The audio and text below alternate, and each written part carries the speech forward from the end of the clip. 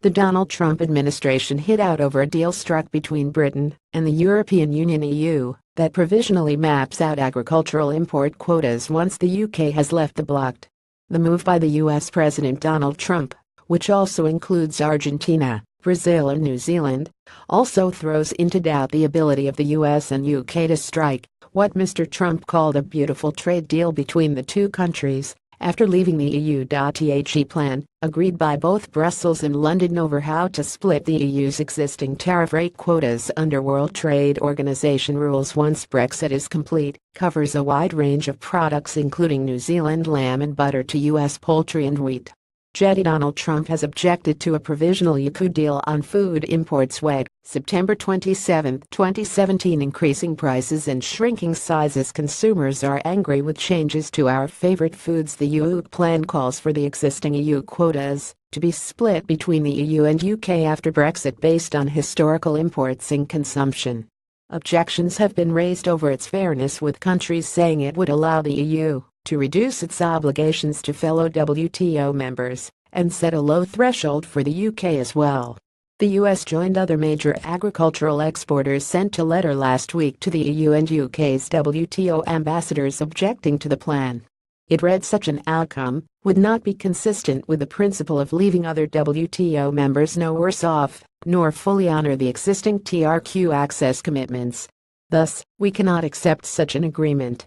US President Donald Trump has hit out over a proposed deal between the UK and EU. Spokeswoman for US Trade Representative Robert Lighthizer, Emily Davis, said neither the EU nor the UK had presented any written plans about how they intended to deal with the WTO quotas to Washington, but added that the US was actively engaged with its trading partners on the future of UK and EU tariff rate quotas following Brexit. Ms. Davis said ensuring that US exporters have food and agricultural products have the market access in Europe due to them even after Brexit is a high priority for the administration. The plan by the UK and EU is set to be presented to other WTO members during what is known as Agriculture Week, when trade negotiators gather for a week of talks in Geneva from October 16. Brexit expert Trixie Sanderson said, "If we want to benefit from international free trade, that means we need to stop with this Stockholm Syndrome attitude we have towards the EU. The point about global free trade is that everyone benefits by people producing what they are most efficient at producing, rather than using taxpayers' money to subsidize inefficiency, which in the end just drives up prices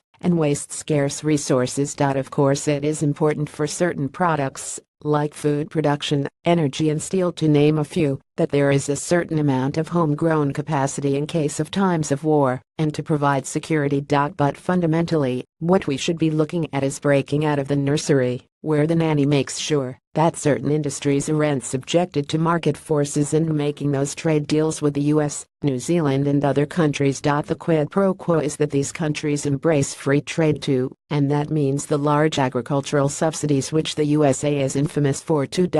Yet farmers could be hit if plans for a EU deal falls through. News comes after the British retail consortium BRC warned British shoppers could pay as much as on a third more for everyday food items in the event of a no-deal Brexit. The industry body for UK retailers said that with more than 3/4 of food imports to the UK coming from the EU, most of these goods would be subject to new tariffs.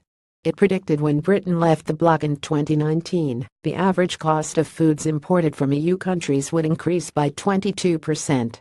Reuters Environment Secretary Michael Gove, speaking at the Conservative Party conference in Manchester, Director of Food Policy Andrew Opie said price increases of this scale to everyday food items will add a huge burden to hard-pressed consumers whose finances are already under increasing strain from inflationary pressures. The Environment Secretary Michael Gove said at the Conservative Party conference in Manchester ministers were planning a major overhaul of agricultural funding and vowed to stop subsidizing rich landowners. He said outside the common agricultural policy, we can stop subsidizing the rich on the basis of how much land they own, and instead spend money on enhancing the environment, supporting innovation, improving productivity, training a new generation of entrepreneurial young farmers and reviving rural communities.